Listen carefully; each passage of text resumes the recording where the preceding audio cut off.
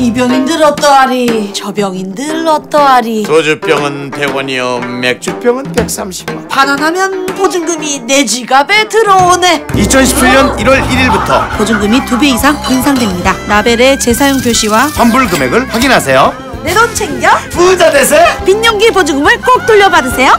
빈년기 보증금 당연한 권리이자 당신의 돈입니다. 환경부와 한국순환자원 유통지원센터가 함께합니다.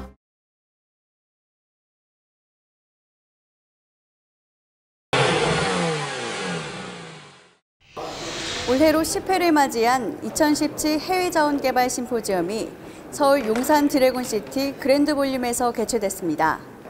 4차 산업혁명의 해외자원개발 전략을 주제로 다양한 의견을 나눈다고 하는데요. 현장에서 자세한 내용 확인해 보겠습니다. 해외 자원개발 관련 기업, 유관기관, 학계 등 9개 기관 및 단체가 공동으로 개최하고 산업통상자원부가 후원한 이번 심포지엄에는 산업통상자원부 박원주 에너지자원실장, 한국광물자원공사 김영민 사장, 한국무역보험공사 문재도 사장, 한국지질자원연구원 신중호 원장, 한국자원공학회 김선준 회장이 참석했고 외빈으로는 주한 미얀마 대사관 뚜라탓 우마웅 대사, 우드 맥켄지사 데이비드 톰슨 동아시아 컨설팅 총괄팀장, 서호주 정보강업부 필고리 국장 등 정부, 자원개발업계, 유관기관 관계자 및 학계 인사 400여 명이 참석했습니다. 해외자원개발협회 김영민 부회장은 개회사에서 산업 전방위의 융합과 혁신이 이루어지고 있는 4차 산업혁명 시대에서 국가 경제발전에 필수적인 에너지 광물자원 개발을 소홀히 하면 안 된다면서 적극적인 태도로 광물 자원을 확보하기 위해 노력해야 하며 정부의 일괄적인 정책을 바탕으로 공기업과 민간기업이 협력을 통해 미래를 준비해 나가야 한다고 밝혔습니다. 이어진 축사에서 산업통상자원부 박원주 에너지자원실장은 지난 10년 동안 해외자원 개발 사업은 많은 어려움을 겪어왔다고 지적하면서 그럼에도 불구하고 민간기업에서는 성공 사례도 적지 않게 나왔고 미래의 성장 동력으로 해외자원 개발 사업을 생각하며 적극적으로 지원하고 정책을 집중해 나가도록 하겠다고 밝혔습니다. 아울러 코발트, 니켈, 리튬과 같이 수요가 많은 광물을 먼저 확보해야 하는 과제가 있고 정부나 공기업의 노력으로는 부족하니 많은 분들이 함께 해주어야 한다고 당부했습니다. 한국지질자원연구원 신중호 원장은 환영사에서 자원 분야가 4차 산업혁명, 신에너지 정책 등과 관련해 많이 연계되어 있고 오늘 같은 심포지엄을 통해 전략적인 것들이 논의되어 우리에게 다가온 새로운 기회를 놓치지 않고 발전해 나가야 한다고 밝혔습니다. 개회식에서는 해외자원 개발에는 격려하고 사기를 높이기 위한 해외자원 개발 유공자 포상도 함께 거행됐습니다. 이날 수상자는 LG 상사 홍영기 상무, 포스코대우 김대열 그룹장, 서울대학교 허은영 교수 등 어려운 상황 속에서도 각 분야에서 자원 확보를 위해 노력 또는 지원을 해온 10명으로 이들에게는 산업통상자원부 장관 표창이 수여됐습니다. 이어 해외자원 개발의 중요성을 널리 알리고 미래 인력을 육성하기 위해 시행하고 있는 제3회 해외자원 개발 바로하기 공모전과 자원개발 대학원생 우수 논문에 대한 시상도 있었습니다. 공모전에서는 산업통상자원부 장관상에 수여된 청주 동주초등학교 6학년 이윤서 양과 괴산 칠성중학교 1학년 김광민 군을 비롯한 28팀에게 상이 시상됐으며 한양대학교 자원환경공학과 천세원 씨와 충북대학교 지구환경과학과 조기정 씨 등 10명의 학생에게 자원개발 대학원생 우수 논문상이 시상됐습니다. 저 웹툰에서 최우수상 부문을 받았습니다. 우리나라가 자원 민국인 건 예전부터 알고 있었는데 이 공모전 준비하면서 관련 자료들 많이 보면서 정말 심각한 수준이더라고요. 당장 눈앞에 손실만 볼 게 아니라 지금 많이 투자를 해서 꼭 많이 개발해냈으면 좋겠어요. 이어서 한양대학교 성원무 교수 자장으로 주제 발표가 시작됐습니다. 첫 주제 발표에 나선 데이비드 톰슨 우드 맥킨지 수석 컨설턴트는 에너지 시장 전반에 대한 분석을 내놓으면서 2014년도 유가가 폭락하면서 시장 상황이 안 좋아졌지만 구조 조정 등을 통해 업계가 재편됐고 아시아 기업 등의 성장으로 앞으로 견조한 성장세가 예상된다고 밝혔습니다. 아울러 메이저 정유사 등을 중심으로 통합이 이루어질 것으로 내다봤습니다. 이어 발표에 나선 한국무역보험공사 문제도 사장은 4차 산업혁명이 일어나게 된다면 에너지 확보 경쟁에 불이 붙을 것이라면서 안정적인 에너지 확보를 위해 수입선을 다변화하고 비축을 본격적으로 하며 국내 자원을 최대한 활용해 해외 자원을 개발해야 한다고 역설했습니다. 자원을 확보하려면 상당한 리스크를 떠안아야 하고 그에 따라 금융의 형태도 달라진다며 고위험 고수익을 감당할 수 있는 투자자를 찾아야 하는 것이 자원 금융시장의 특징이라고 밝혔습니다.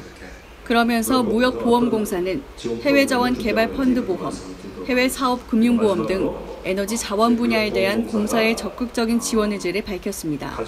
한국지질자원연구원 신중호 원장은 전기자동차 등 미래기술과 제품 혁신에 필요한 원료 자원의 확보 체계 구축이 시급하다며 발표를 시작했습니다.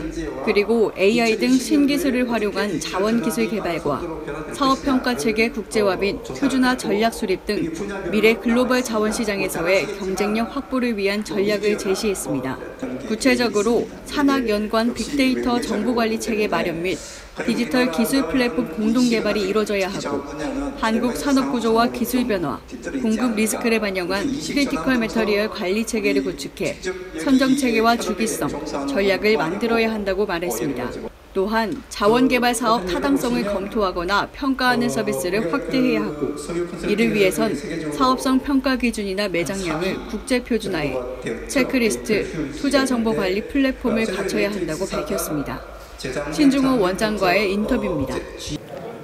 제가 말씀드린 내용 중에 현재 직접적으로 해외 자원개발 현장에 적응하기 현실적인 것은 가장 제도의 문제가 아닐까 생각하고요. 이거는 최근 몇 년간 우리가 해외 자원개발 그 사업의 어떤 여러 가지 그 평가 그리고 어떤 신뢰성 문제를 다시 객관적으로 평가하고 사실 앞으로 우리가 더 살려나갈 수 있는 해외 자원개발 해외 현장 이런 것들에 대한 어떤 선택 그리고 지난 과거의 어떤 이런 걸 떠나서 앞으로 어떤 더 발전적으로 나갈 수 있기 위해서는 객관적인 가치평가의 제도와 가이드라인이 필요하다. 그게 가장 현실적으로 가장 필요한 어떤 그 사항이고요.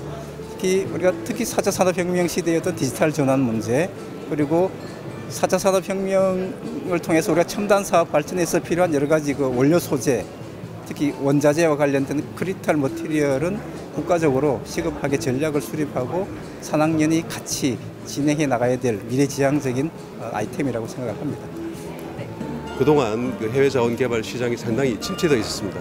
그런데 최근 들어서 해외 자원 개발의 다른 분위기가 굉장히 호전되고 있고 특히 석유나 가스, 광물 가격들이 상승 추세를 보이고 있습니다. 그래서 우리도 특히 오늘 많은 이야기 됐습니다만은 제4차 산업혁명 시대에 필요한 이런 원료인 이런 그 에너지 광물의 안정적인 확보는 우리가 4차 산업혁명 시대에 성공할 수 있는 바로 핵심적인 요소가 됩니다.